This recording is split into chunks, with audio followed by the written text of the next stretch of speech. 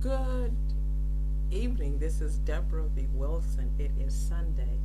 It is the 24th of March 2019, and the time is 2100 hours and 19 minutes, and that's GMT. It's been a while since I've actually recorded a podcast. It's because I'm working on other things related to my research, but I thought this was a good time to post with the terrorist attack in Christchurch in New Zealand and Brexit here.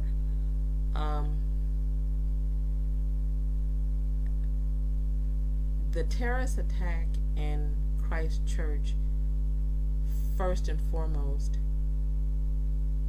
affected the people who lost their lives. Then next, it would be their families, loved ones, their communities, and their country. And because of things like social media, we also, from a distance, sort of an in-out experience, because it's from a distance if you're not there and not immediately connected to the community or family, but we're part of the community of humankind, the global community. And so it has an effect on all of us because of that. And then with Brexit here, it's, in my opinion, the whole discussion around Brexit is a manifestation of societal tensions that I think precipitated the vote itself and the handling of the vote, the handling of Brexit, the referendum, the results of the referendum, and how that's being understood by various people in society. And then from society, I'm going to jump from society to civil society. I always look at a body of society as analogous to the human body. And then I look at civil society as part of the immune response of how civilians can clump together in groupings to respond to how they understand the state is responding to occurrences in the body. So in that light, I'm trying to post as much as possible while getting other things that I have to get done for my research. I'm trying to post as much as possible, so at the very least I can keep track of what's happening now and how it's experienced now. My focus as ever is UK, Israel, and Canada. I'm here in the UK, and I'm doing a lot of hyper-focusing on the UK because I'm here, and my research, the impetus of my research is because of the UK, my experiences in civil society and the way in which civil society manifests itself in many ways here. And one manifestation of it is an iteration of feminism that you can call anti-extremism, anti-fundamentalism, that didn't just look at the behavior of our fellow citizens, that we felt was that if the behavior was extreme or based in fundamentalism, but also looked at the way in which the state responded. I think it's really important and significant to understand the ways in which civil society and the state, the national security model, are connected, and that they are in many ways in response to each other. And that relational dynamic. And so that's part of what I'm perpetually seeking to understand, that connectivity. The interesting thing about the journey I've had is 61 years of age, is I've had the experience of being a civil society actor, that opportunity, privilege of having interactions that in some cases were not easy but always edifying with British intelligence. I'm trying to do in the order it happened. British intelligence, Israeli intelligence, and then Canadian intelligence. And all three of those countries, their intelligence apparatus reached out to me because of my engagement with civil society. I have an auditing background, and so I'm used to looking at things from a relational dynamics of what am I looking at, how did we get here, why are we here, and what are the ramifications. And in terms of my auditing, what was the ramifications for the corporation, and in terms of my civil society activism is what is civil society, why does civil society manifest itself in this particular way, the ways in which it does. And it was the UK, was the activism was here in the UK that I was engaged in. Why is the civil society emerging and engaging in the way it does, and what is that engagement doing with the relational dynamics with the state? And one of the things I find so amazing here, the two apparatuses I've had contact with, far and foremost, would be Special Branch, SO15, and then MI5, but to a far greater extent is SO15. And one of the things that was shocking to me to learn is the interconnectivity. Both of these agencies are secret. Both of these agencies, I think it's fair to say that many of us view them with fear, and some of us view them with suspicion. And so from my perspective, one of the things that was interesting for me in terms of my engagement with Special Branch was I don't know how else to say it other than to just say it, that their awareness that a multitude of activism was going on, not just from men, not just from English people, but from women, queer people, people of no faith, people of faith, and what that means. And I don't think anyone could have come into engagement with a Special Branch with any more suspicion and cynicism than I did. I'm a survivor of the Troubles, and so I'd always heard about Special Branch and activist circles, which I'm left of center, and MI5, and as a matter of fact, MI6. You heard about them in hushed tones and whispers. In hushed tones and whispers, and so when Special Branch reached out to me, it was at Heathrow Airport, Terminal 5. It was, first of all, I didn't know who they were, and then when they told me who they were, I was concerned, so concerned in fact that I consulted a solicitor here in the UK, which is a lawyer. And when I told her what they had asked me and what they had said to me, she said she didn't think I was in trouble, and I thought that's probably the best word to use. I thought it had something to do with being a survivor of the conflict in the North, and it actually didn't.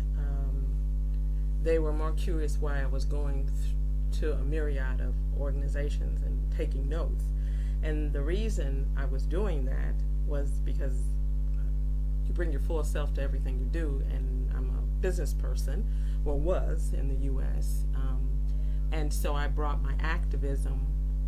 My activism is greatly influenced by the discipline and skill sets I have from being a business person in Chicago, Illinois.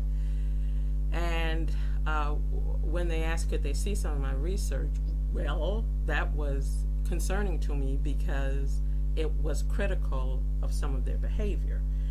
And I thought to myself, well, they did ask, and I wasn't going to doctor down or tone down the way I felt and my understanding and my analysis of the interconnectivity between civil society bottom up and the security apparatus top down, and I didn't. So I had numerous conversations with them over the years, and you don't get too much out of them. But I've also, for the record, sent some critical analysis of the workings of MI5, and so I'm a foreign national, and I didn't have a problem coming back here, and I've always maintained that people's experiences are theirs, and I seek not to minimize or validate anyone's experience, only to give voice to my own. But over the years, and I've had a significant breakaway from this country, I never lost interest in understanding the ways in which civil society so openly and in such a verbose manner engage with the national security model and what that does for all of our collective security. And I'm always curious if the state looks at it always as a threat, or looks at it as a way to further embellish the national security model, or if the way I hope they look at it as a feedback of, are you getting it right? And we all think what we're doing, we construct it one way, but the actual recipients of the services, I think civil society can help to educate the state on the ways in which the services they're providing are being received. So, with that, as I said, I'm working on something related to my research, and depending on how it goes, I will post that at some point. But I continue on the journey of seeking to understand how civil society, organically emerging civil society, it edits and bumps up against and responds to the national security model, and the ways in which the state who administer and implement the national security model understand or don't what civil society is communicating. How do they see it as a threat, as informative, as a tool to utilize, as a tool to learn from? I find that fascinating. And so then I mentioned Israel and Canada. So Israel, the Shin Bet, which is the internal spying apparatus for Israel, which would be similar to MI5, Israel's MI5, Shin Bet, or the Shabak. So they had someone approach me about doing research in their country, Israel, which was surprising. And so I knew nothing about the Shabak before they approached me. I'd never heard of them, didn't know who they were. I knew about the Mossad because everybody hears about them. Then after someone told me that the people I had been approached by was an American told me it was actually the Shin Bet or the Shabbat. You call it either one. I started looking them up. I saw the documentary The Gatekeeper. And so I can only speak for my own experiences. I learned more about the Israeli national security model, and had a better understanding that there are at least some spies in Israel that are not necessarily looking for perpetual war with the Palestinians, that they don't necessarily think that's a sound way, and that's my construct of pursuing things. And then with the Canadians, it would be CSIS, the Canadian Security Intelligence Service. Well, they have a page with academic engagement. And so out of the three countries, the UK, Israel, and Canada, although CSIS, and I've met people from the RCMP, CSIS is a spying agency, and just as with any spying agency, they're secrets. They are secretive. But I too am. I was very keen to learn how Canadian intelligence, at least, and this is my opinion, because again, they don't say very much, of how they understand the function of civil society, which I think organically emerging and expressing civil society is not only necessary for democracy, it's necessary for the health of a nation.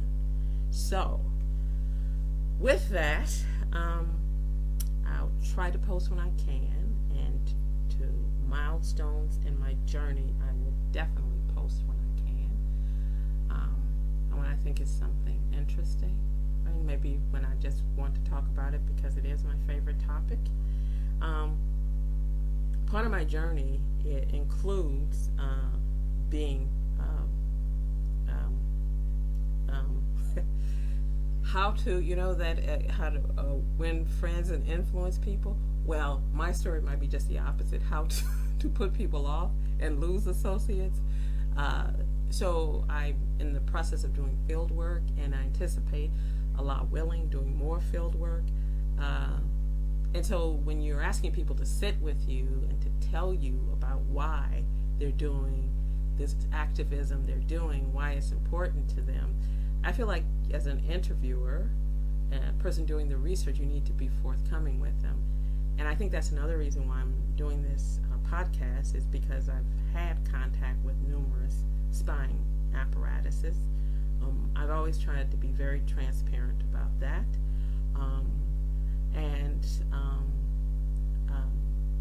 I'm still me, and I still look at things from a critical and analytical perspective. But to say that I haven't had respectful encounters with, if I didn't admit that, I would be remiss and disingenuous, with some in British intelligence, and some in Israeli intelligence, and some in Canadian intelligence. That's a mouthful, right? So people have to make of that what they will. I tend to be, in my research, critically very analytical, and take a critical eye to things, of understanding my biases, okay, and to understand the dynamics that are being produced, that irregardless of what I come into, perspective I come into with my research, what am I seeing, how do I understand what I'm seeing, and what of the actors, both the state, top down, and then in this case civil society, bottom up. So it's a passion of mine, looking at how civil society engages with national security modeling. Heads up, I guess I didn't know when I started doing this research, Jesus, almost 20 years ago here in this country. I had no idea, but I was warned by some feminists in London, when you look at the spies and the national security model, eventually they're going to look back, and that's what happened to me. So I'll keep posting more, and I always seek and desire to be transparent, and I'm always, as ever, looking to interview and talk with and understand how and why private citizens decide to, in this case, look at the national security model and tell the spies, you got it wrong, you need to do this, you need to do better, and this is why. I find that absolutely fascinating, that that's how some people in organically emerging national security experience their citizenship, the space in which they occupy, and wherever they're at. So I'll post more later and soon, and in the meantime, like I've said before in other podcasts, welcome to my journey, and thank you for joining. This is DebraVWilson. I'm in the UK, and I'm in England actually, and again, welcome to my journey.